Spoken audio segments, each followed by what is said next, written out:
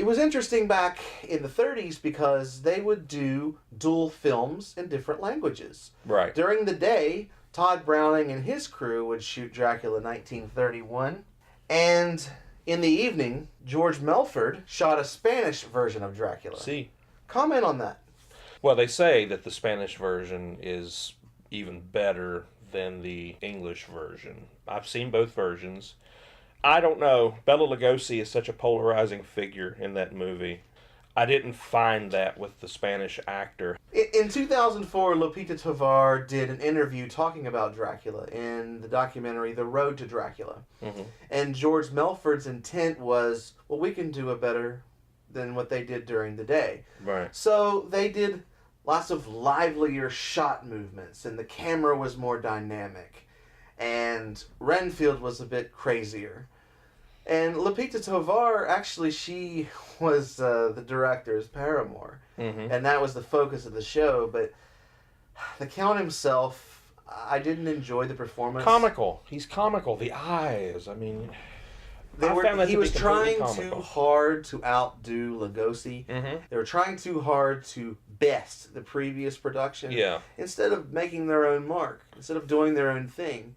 It's as if they were watching from the sidelines, taking notes, and then they're trying to run up the score, as it were, or win the game. It had its good moments, and there were some camera shots that were very, very well done. However, just like you said, they're overdoing it just to try those to are just outdo moments. The other. Just moments, exactly. The whole film, as the whole film, honestly, I don't give it the Dracula podcast seal of approval. No. I find it a bit tedious at times. Mm-hmm. I enjoy the smashing of the mirror, but nah. No, I just... You're right. Yeah. As we continue on, in 1931 was also the beginning of another great franchise in which they adapt Mary Shelley's classic novel. Talk about that. This movie in particular is special to me because of my father.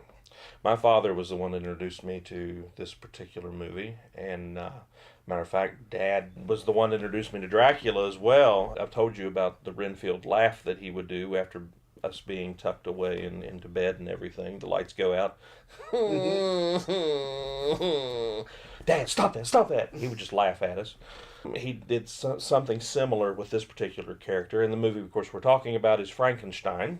I love the fact that at the very beginning of the movie, you have a fella coming out to greet the audience and to warn them that no one with a weak heart should.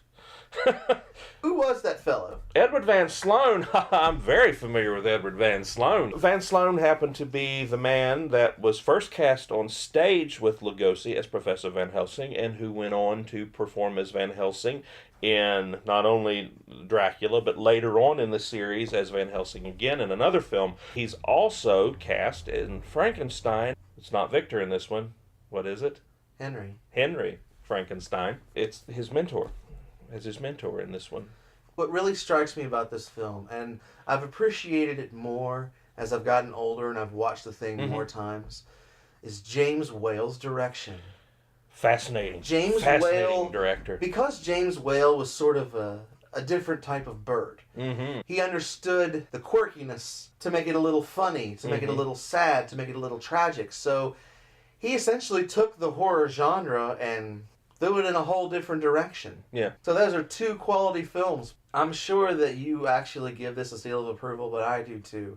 It's a wonderful film that's grown with me in time. There are wonderful little moments with making the boat out of flowers. Oh, yes. The digging of the graves. Oh, I love my pretty little flower. But I mean, these are beautiful things. Yes, they are. And what I like about this film specifically, and I think perhaps James Whale had read Dracula.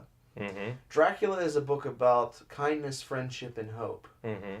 In a dark way, I believe Whale is painting the brush of little moments of tenderness and kindness and hope.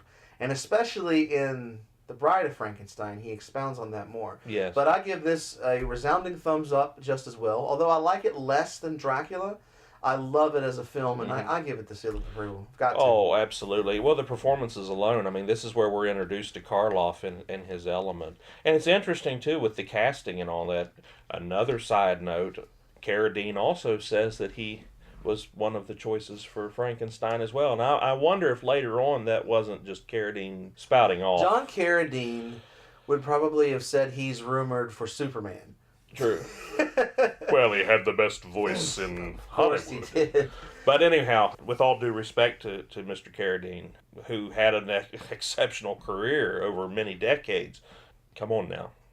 I mean, are we telling tales or did this actually happen? Because there is nothing that exists from the studio in regards to makeup tests or anything else. In regards to the players in that film, Dwight Fry is back, from Renfield in Dracula to Fritz in this one. We have Colin Clive now, who I think really played it up. The It's Alive scene has become, just a... It's part of our culture. Oh, it's legendary, yeah. Even kids born within the past 10 to 15 years know that scene and know it's associated with Frankenstein. Just like Bela Lugosi. Yes. It's so interesting that those two movies specifically, they set the standard for two of the greatest figures in media, in The Creature and Count Dracula. Mm-hmm. It's so interesting that so long ago, they set such a resounding mark. We had to wait till 2005 to get the proper version of Batman. Yeah. We got the iconic version, although I don't think it's the definitive version, of Count Dracula and the Monster. Mm-hmm. I agree. And you also see how far the critics were willing to go in Frankenstein, because you have the whole sequence there. It's alive, it's alive. Now I know what it's like to be God is taken out. Horror seems to push the censors quite a bit. Yes. We talked about that with the Hammer franchise. They took it a few steps further with the blood and the nudity, and also They did. with the Karnstein trilogy. Mm-hmm. They also took that to another limit.